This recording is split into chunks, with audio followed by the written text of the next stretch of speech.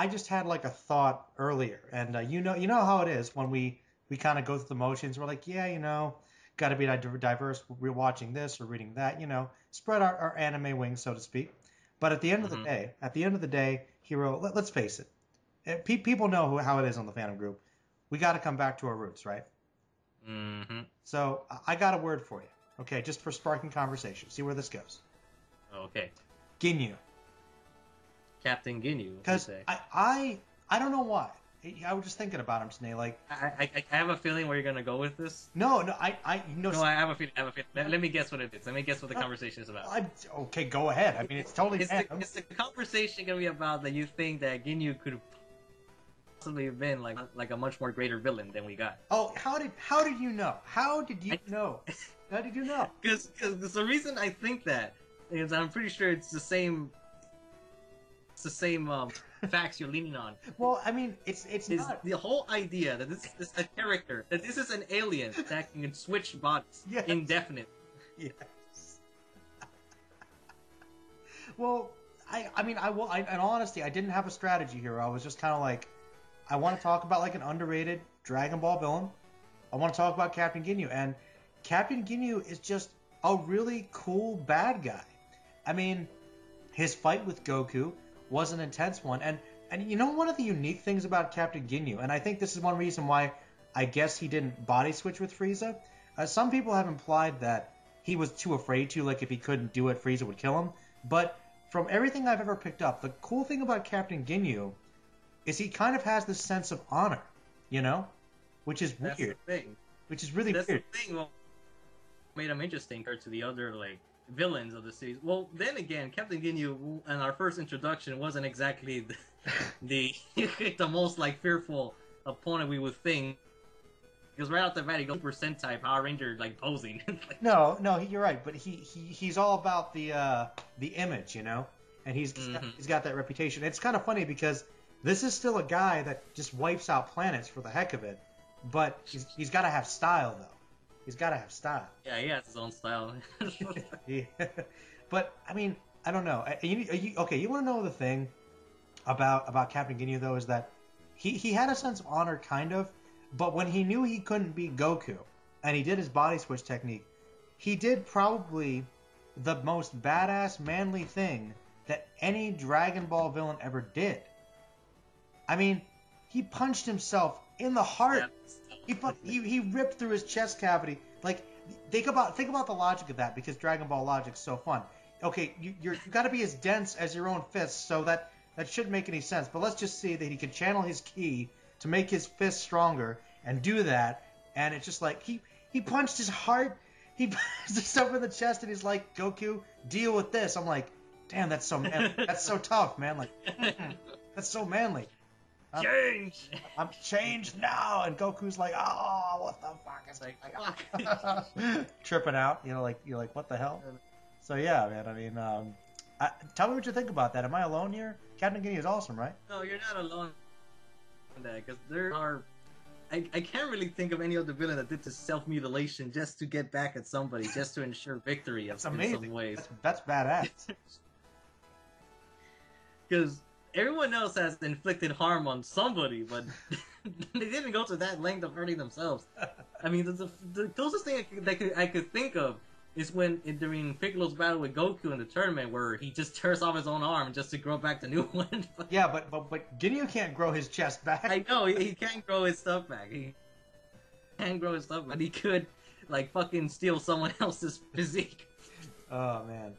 just by yelling and posing. Change now. What the? He shoots a beam from his mouth, like this rainbow Well, you see, colored Hero. thing, forcing He goes forcing inside. his junk into someone else's mouth. Like it's like the thing that's kind of fucked up about it though. The thing that's really disturbing about it, about Captain Ginyu 2, is that I think maybe the only other villain that went to this level was maybe Cell or I guess Boo. Like Ginyu rapes people. Like he literally takes their bodies from them and makes them their own, and rips out their soul. He rips out people's souls and takes their fucking bodies. That is scary as fuck. That's the thing that's this makes me. This is the whole thing that makes me curious about Captain Ginyu. Because did he that? Is that his race? Get to this point? Because I'm wondering, did you get to this point just by constantly swapping from body to body, or were you always strong? That's what I wondered. Like, is that his main body, or did he save that for like when he needed? Well, he would. I don't know, because I'm thinking if you have an ability that the whole idea is to swap bodies, then use it. Because I can only think that you've done it several times. Is that how you got here, or? Well, he seemed pretty confident. confident. It'd be strange if you somehow knew that I could do this ability, but never tried it before. Change now. Like maybe I'll randomly have the ability to switch bodies. Like they got nothing else. Oh shit! It actually worked. What? The plot drove me. Thank you, Akira. No. Actually, now I think about it, he had to have it, no, because Jace knew about it. Yeah. When he asked him to get like, oh, fuck, I'm mumbling my words right now through everything. Like when he gave him the scouter and everything, it's like, oh, the boss is going to do that, Mike. Yeah. Space Australia. Space Australia. Oh man, Ginyu Force is just awesome in general, though. To be honest. They got. They're so underutilized. They show up so quick, because specifically more in the manga and in Kai format. When they first show up, they appear as a threat. Then a few chapters later, they're gone. But like they hyped them up like it was such a big deal. They deal. did hype them up because Vegeta was going like, oh my god, Ricks. It's like, oh, do you know who's coming? It is the Ginyu Force. The motherfucking Ginyu Force are coming here. So dead. There's 5 of them. There's 5 of them. They pose. And the thing of it is, each one of them had some sort of broken ability. Well, the most broken one is, ironically, the weakest one of the group, which was Goldo. You know what's funny about Goldo, though? If you think about him, he was the most badass one. Like, he almost killed too many characters. His power is so limited. The only reason that they didn't die then is because Vegeta cheated. That's it. Like, fucking Zawardo. Zawardo? And to think there's also another character that had the ability to stop time, too. Yeah. There was this other character in Kinnikuman called Pentagon. Mm-hmm. He had this ability called Stop the Time, but it wasn't a completely like time stopping, but it did freeze an opponent's movements for like a brief period. Mm-hmm. So it was still pretty helpful. That's... But the point is, going back to Ginyu, I do see it's kind of interesting how in Naruto there's 2 characters that represent that ability that he has. Uh-huh. One is actually Ino with the whole mind transfer ability, but of course that's temporary. But then the other will be Orochimaru himself. Yeah, definitely. Well, once again, there's that influence. Mm-hmm. Well, I don't know, though. At least Ginyu had the decency not to give you the tongue action, you know? I always found Ginyu kind of weird in his design, because he had this huge brain and these horns were sticking out on the sides.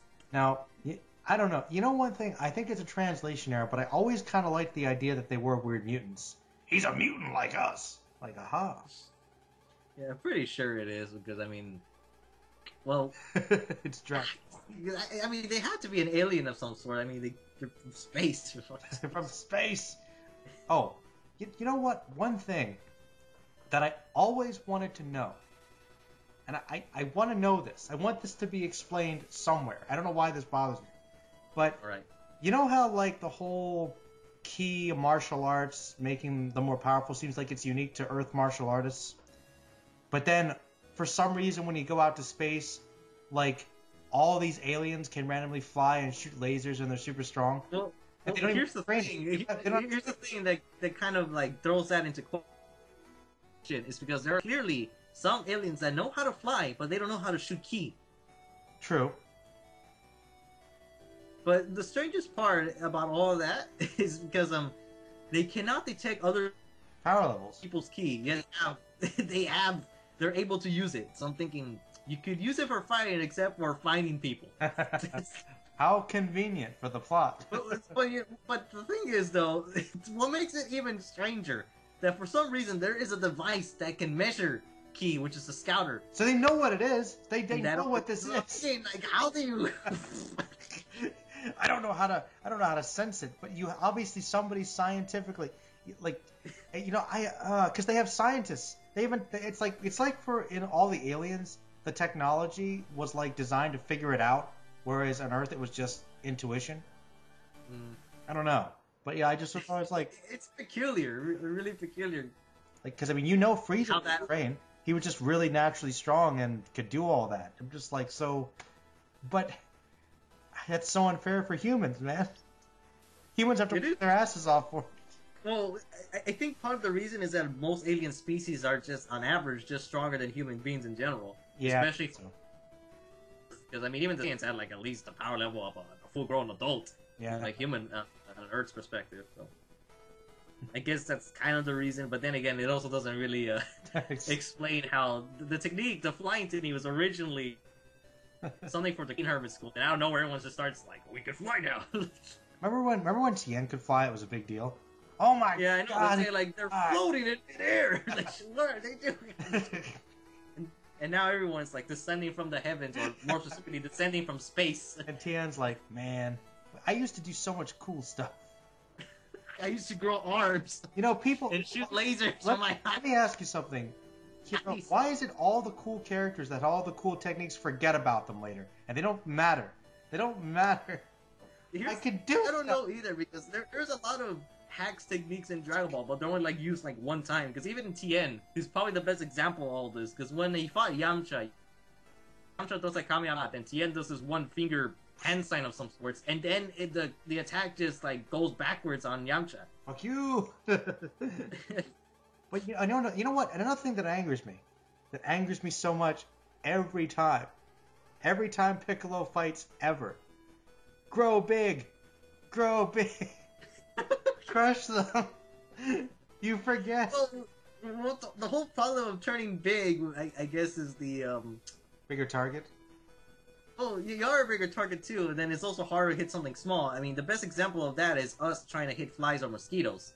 We could kill them in one shot, but it doesn't guarantee that we'll hit them every time.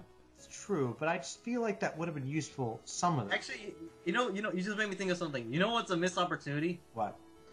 Giant Piccolo versus a Saiyan monkey. Yes! Oh! The real battle. The real Godzilla versus King Kong. Yes. Namekian versus Saiyan Kong. I feel like that needs to happen. Probably will happen. Oh yeah, but yeah, I don't know. Maybe Toriyama just didn't want to spend time drawing like bigger stuff. Well, typically he'll be drawing like the same thing. The difference would be trying to make things look proportioned correctly. Yeah, that probably be. In terms of, that's probably the only real problem. True. That's probably a pain in the butt for him.